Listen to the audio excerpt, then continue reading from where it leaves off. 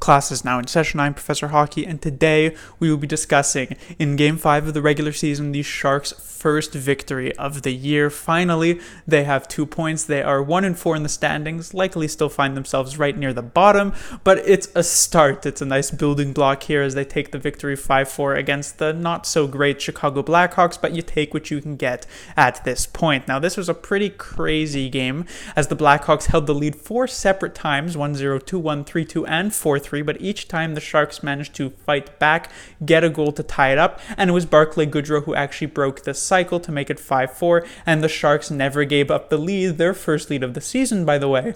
And I guess it's a good start as they have never given up a lead so far in this season, if you want to look at it on the bright side, if you are an optimist. But it started off with the first career goal of Kubalik for the Blackhawks, then LeBanc made it 1-1 on the power play, then Shaw made it 2-1, then Marleau on the power play made it 2-2, and it was pretty good that the Sharks' power play was on point at least near the start of this game, because the Sharks at 5-on-5 were just completely awful, as the Blackhawks for the first, I guess, maybe around 30 minutes of this game completely controlled play. Then in the second period, as it was 2-2 going into it, Shaw scored to make it 3-2, then it was Burns to make it 3-3, Strome made it 4-3, and Marleau again made it 4-4. That was the score at the end of 40 minutes. It was Goodrow's goal, the only goal in the third period, that would stand as the game winner in this one. So as I said, a pretty crazy game, back and forth. Blackhawks dominated near the start of it. The Sharks dominated near the end of it. In the end, was this the Sharks' most well-played game of the season? I mean, it's their only win, so you could probably say yes, although taking out the score, you might say they looked better against a team like the Nashville Predators on Tuesday. But it's, again, a start to see if the Sharks can actually build off of this going into their next game on Sunday, where they host, they do host the Calgary Flames.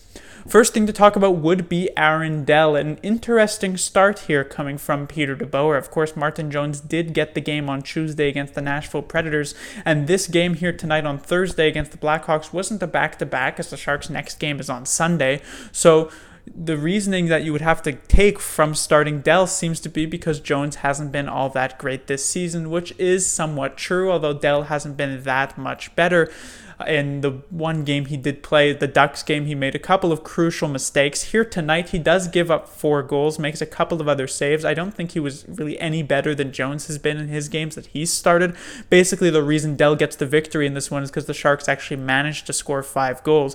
But it'll definitely be interesting to see what the Sharks decide to do come Sunday, if they go back to Dell because he technically is the only goaltender with a win this season, or if they go back to Jones because it's not like Dell's performance was anything to praise in this game. He made a couple of key saves. There were a couple of these goals that he really didn't have much of a chance on at all. Kubalik's, Strome's definitely. But, a couple of those Shaw goals, maybe, well, the first one I wouldn't say he had much of a chance on. The first one he wouldn't have much of a chance on. The second one you could probably said he could have had. But just in general, it was pretty interesting to see Dell actually get the start here tonight. And it'll be even more interesting to see if the Sharks decide to go back to Dell or if they'll head with Jones in the following game. The next player you have to talk about is Patrick Marleau. In his first game back with the Sharks since I guess it would be the 16-17 season, he signed a 3-year deal with the Leafs. He played with them in the 17-18 season, in the 18-19 season, but going into the 19-20 season, they decided to trade him to the Carolina Hurricanes in purpose of a buyout.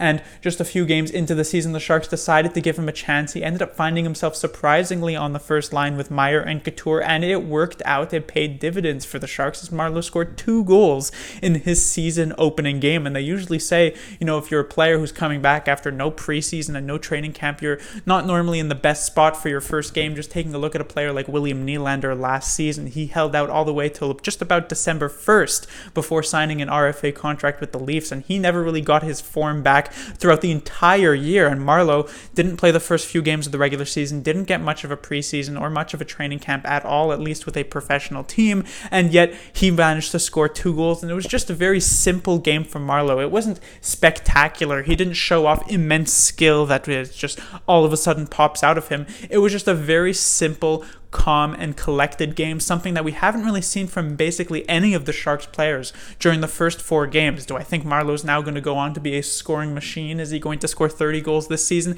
Extremely unlikely, but it was a nice confidence boost to get him these 2 goals in this game, and I suspect he'll stick with the first line, something that I didn't see coming, for the foreseeable future.